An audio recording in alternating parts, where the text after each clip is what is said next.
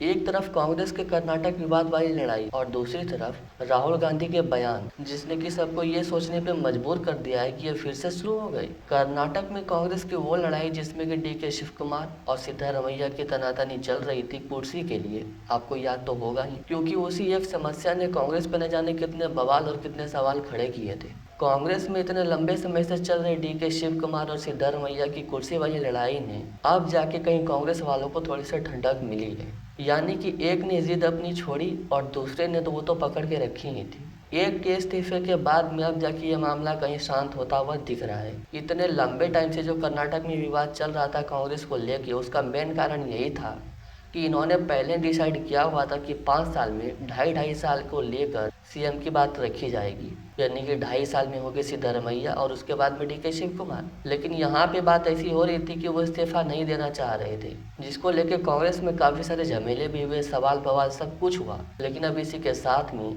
जब सिद्धारमैया ने इस्तीफा भी दे दिया है और उसके बाद में अब कर्नाटक की सीएम की कुर्सी को संभालेंगे डी के शिव कुमार। इतने लंबे समय से चल रहे इस विवाद को खत्म होने में इतना समय लग गया। वैसे भी सोचो कि जब कांग्रेस ने पहले ही ये चीज़ डिसाइड किया हुआ था कि 5 साल के मुख्यमंत्री की कुर्सी को ढाई ढाई साल के बंटवारे में रखा जाएगा, यानी कि 2.5 साल सिद्धारमैया संभालेंगे, उसके बाद में डी के शिव कुमार को आना है, तो फिर इस मामले को ख़त्म होने में इतना समय लगा कैसे। लेकिन चलो लास्ट बात यही है कि इतने लंबे समय से चल रहे इस झमेले ने अब जाके कहीं राहत की सांस ली है।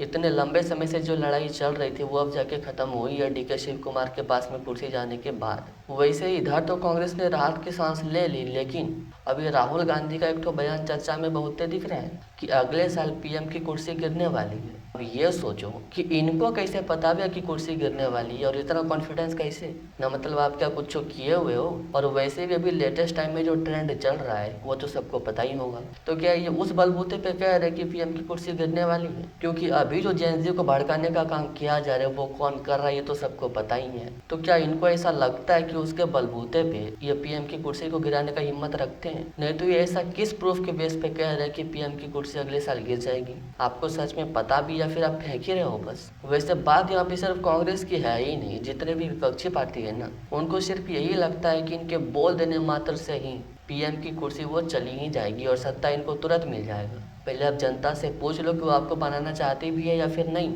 अगर बनाना ही चाहती है तो इतने दिन से क्यों नहीं बना सकी है? इतने दिन से नहीं बना सकी, इसका मतलब तो यही है ना कि वो आपको चाहती ही नहीं कि आप पीएम की कुर्सी पे बैठो।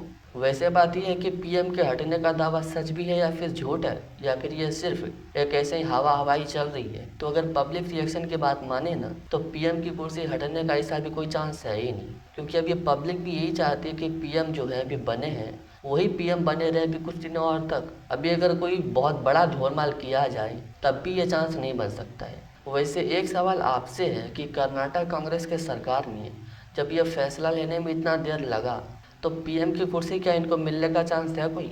बताना वैसे कमेंट में कि ये जो इतने हवा हवाई फैला रहे हैं कि पीएम की कुर्सी अब मतलब हटने वाली है अगले साल, और जैसे कि विपक्ष को या फिर इनको ही कांग्रेस वालों को ही मिलेगी, तो क्या ऐसा लगता है कि ऐसा हो भी सकता है?